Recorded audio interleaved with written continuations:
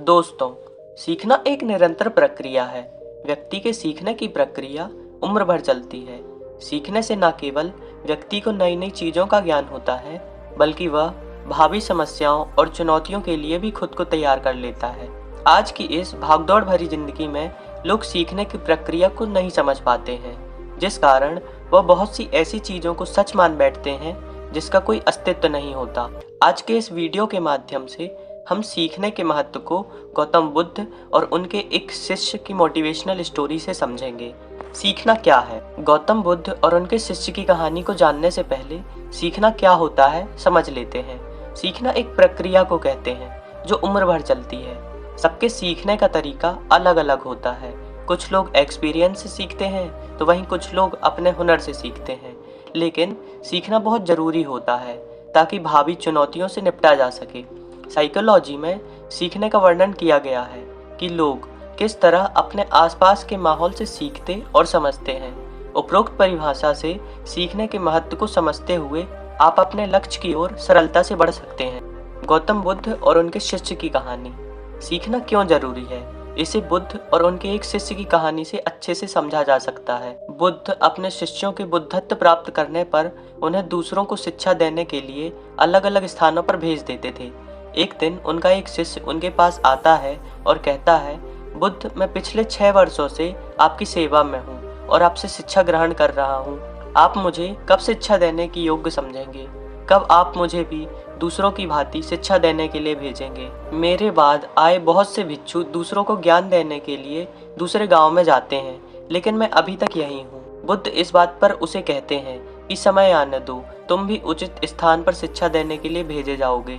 लेकिन वह नहीं मानता है, हट करने लगता है कि उसे भी बाकियों की तरह लोगों को शिक्षा देने के लिए भेजा जाए। उसके बहुत जोर देने और हट करने पर बुद्ध मान जाते हैं और उसे एक दिशा बताते हैं जहां जाकर उसे भिक्षा मांगनी थी। पूर्व दिशा में बुद्ध उसे अगली सुबह अकेला जाने के लिए कहते हैं। वह बहुत खुश होता है और अगली सुबह का बहुत उत्सुकता से इंतजार करने लगता है। वह रात भर यह सोचता है कि कल अपने ज्ञान कौशल से सबको और बुद्ध को प्रभावित कर दूंगा।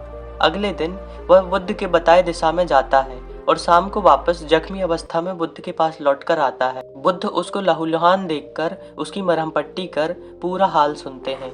वह बताता है कि गांव वाले बहुत बुरे हैं। जब वह गांव में गया तो वहां के लोगों ने उसके साथ बुरा बर्ताव किया और उसे जख्मी भी कर दिया। उसने कहा कि वह अब उस गांव में कभी भिक्षा मांगने नहीं जाएगा। बुद्ध ने उसकी पूरी बात सुनी और अगली शाम वापस आने को कहा।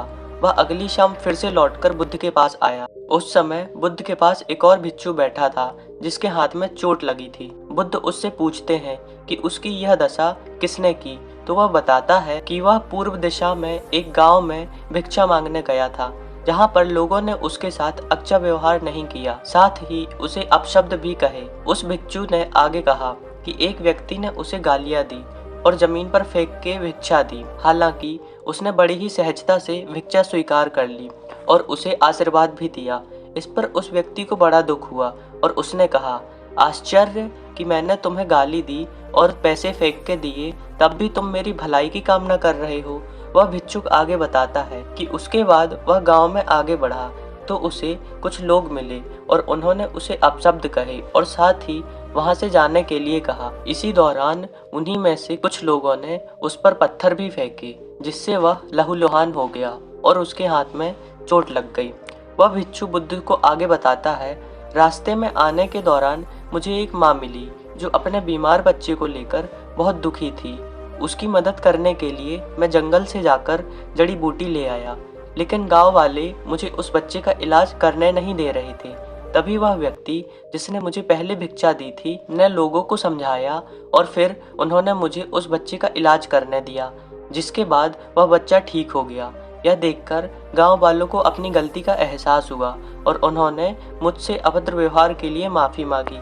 इतना कहने के बाद वह बोला, बुद्ध, मेरी आपसे विनती है कि मुझे उसी गांव में रोज भिक्षा लेने जाने की आज्ञा दीजिए। उस गांव के लोग बहुत अच्छे और विनम्र हैं। उस भिक्षु की बात को पहला शिष्य भी गौर से सुन रहा था और उसे बहुत जल्दी अपनी गलती का एहसास हो गया और वह बुद्ध के चरणों में गिरकर बोला, बुद्ध, मुझे समझ आ गया कि मैं अभी लोगों को ज्ञान देने के लायक नहीं हूँ। अभी मुझे खुद पर बहुत मेहनत करने की ज़रूरत है, कृपया करके मुझे माफ़ कर दीजिए। बुद्ध उसकी बात सुनकर कहते हैं, कोई भी काम करने से पहले उसे आचरण में लाना बहुत ज़रूरी होता है। हम दूसरों को वही सिखा सकते हैं जो हम जानते हैं और जिस पर हमारा वश हो। बुद्ध आगे कहते हैं, हम भीतर से जैसे होते हैं लोग भी हमें वैसे ही नज़र आते हैं, इसलिए जब तक हम स्वयं को नहीं बदलते तब तक लोगों को भी नहीं बदल सकते।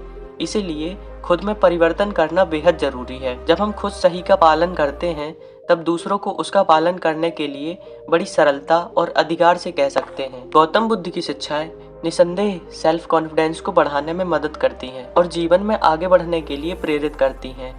ये शॉर्ट इंस्पिरेशनल बुद्धिस्ट स्टोरी आपको जीवन में उचित शिक्षा पाने के महत्व को समझाने में मदद करेगी। साथ ही इससे आपको बुरे और नकारात्मक विचारों से भी लड़ने में मदद मिलेगी। तो दोस्तों, सीख भरी यह कहानी आपको कैसी लगी हमें कमेंट बॉक्स में ज़रूर बताएं और यदि आपको यह वीडियो पसंद आया हो तो इसे लाइक करें और अपने दोस्तों और रिश्तेदारों के साथ में भी शेयर करें। धन्यवाद दोस्तों।